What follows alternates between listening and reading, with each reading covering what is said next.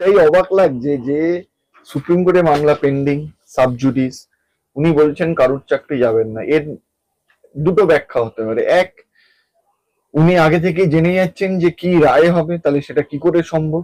আর যদি উনি সেটা নাই জেনে থাকেন কি রায় হবে, কোর্টে আদালতে কি হবে, তাহলে উনি এরম ভাবে লোককে কেন বিভ্রান্ত করছে কারোর চাকরি যাবে না? উনি বলতে পারতেন আদালতে আছে, আদালতে আমরা লড়বো, সত্যের জন্য লড়বো। উনি বললেন কারোর চাকরি যাবে না, তার মানে উনি স্বীকার করছেন যারা চুরি করে চাকরি পেয়েছে তাদের চাকরিও যাবে না। আর চাকরি যে যাবে না সেটা উনি এত আগে থেকে বলতে পারছেন কি করে? এরম ভাবে কেন লোককে বিভ্রান্ত, উনি একজন সাংবিধানিক পদে আছেন এবং সাংবিধানিক পদে থেকে এরম লোককে কেন বিভ্রান্ত করছেন? সুপ্রিম কোর্টের রায় আগে থেকে মুখ্যমন্ত্রী জেনে যাচ্ছেন, রায় কোথায় যাবে কেউ জানে না, মুখ্যমন্ত্রী ঘোষণা করে দিয়েছেন অলরেডি এইটাই রায় হবে এস্টাবলিশমেন্ট।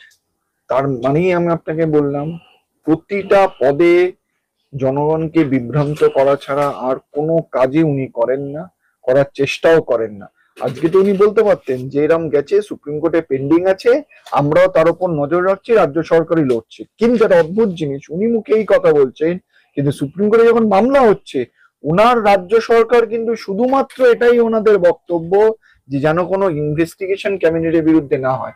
এই যে যাদের চাকরি চলে গেছে 26-এ, তাদের মধ্যে তো কিছু যদি জেনুইন থাকে, তাদের চাকরি বাঁচানোর জন্য কিন্তু কোনো প্রচেষ্টা রাজ্য সরকারের নেই। তাহলে এই কথা বলার মানে কি? আবার সে বিভ্রান্ত করছে।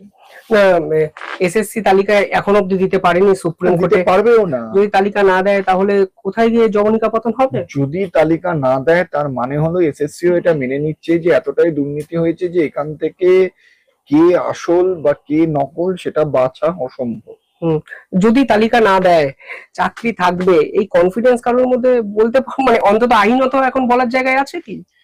দেখুন, আপনারা যদি সুপ্রিম কোর্টের অর্ডারটা দেখেন, সেখানে পরিষ্কার বলা হয়েছে যে যেখানে যদি বাছা সম্ভব হয় যে কারা জেনুইন আর কারা ইল্লিগাল, তাহলে কেন সবারটা যাবে? এবার যদি এসএসসি না দেয়, তাতে যদি দেখা যায় যে বাছা অসম্ভব হয়ে যাচ্ছে, তাহলে যারা বেআইনি, মানে এটাই ধরে নেওয়া যেতে পারে যারা বেআইনি তাদের চাকরি যাবে। কিন্তু যদি বাছা না যায় কে বেআইনি, তাহলে সবারটাও যেতে পারে যদি সুপ্রিম কোর্ট মনে করে।